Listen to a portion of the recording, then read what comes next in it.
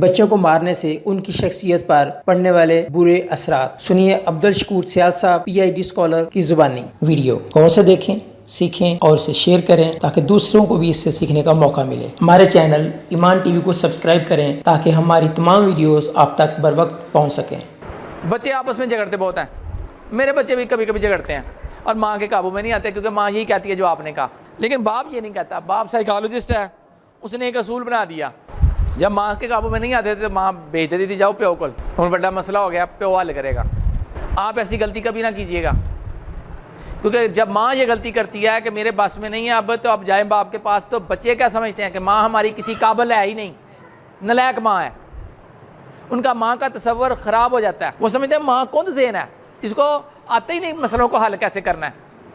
اپنے مسئلے آپ حل کیجئے اصولوں پہ۔ جیسے جب میرے بچے میرے پاس آ گئے تو میں نے 2-3 دن ان کی کھٹی میٹھی سن لی، وہ کچھ کہہ رہا ہے، یہ کچھ کہہ رہی ہے، وہ کچھ کہہ رہا ہے، یہ کچھ کہہ رہی ہے، بحث و بحثی ہو رہے ہیں، پتہ نہیں چل رہا کہ صحیح کون ہے غلط کون ہے، دونوں ہی صحیح لگتے ہیں، ٹھیک ہے، اس کی سنیں وہ صحیح، اس کی سنیں وہ صحیح۔ اصول کیا بنایا؟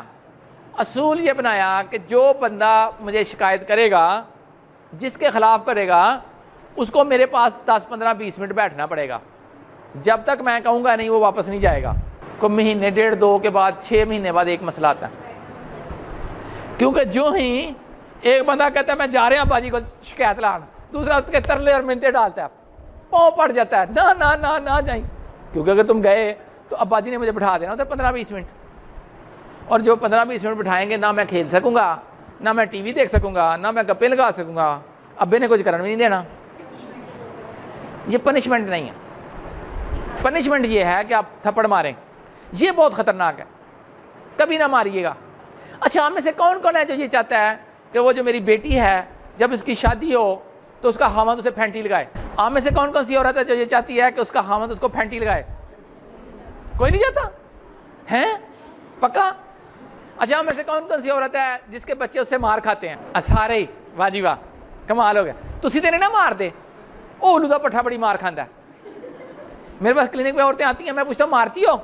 نہیں نہیں میں کدی نہیں ماریا، اے اولو دا پٹھا بڑی مار کھاندا ہے۔ تو پھر میں انہیں بتاتا ہوں نفسیات کیا۔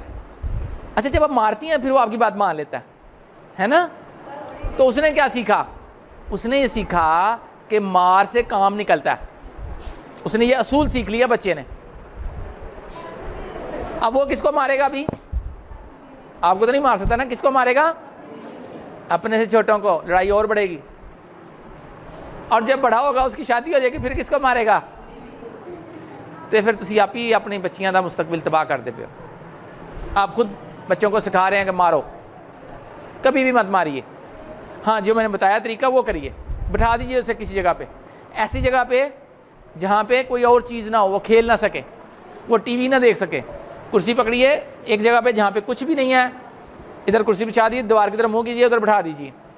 اگر اٹھ کے بھاگنے لگے خود اپنی کرسی ساتھ بچھا لیں، پکڑ کے بیٹھ جائیں اسے کہ اگر تم بھاگے تو میں نے پہلے تمہیں 5 منٹ کے لیے بٹھانا تھا، اب میں 15 منٹ کے لیے بٹھاؤں گی، بٹھا دیں 15 منٹ۔ 3 دن کے بعد اس کو سمجھ آ جائے گی کہ اگر میں اٹھ کے بھاگتا ہوں تو یہ مجھے زیادہ دیر بٹھاتی ہے۔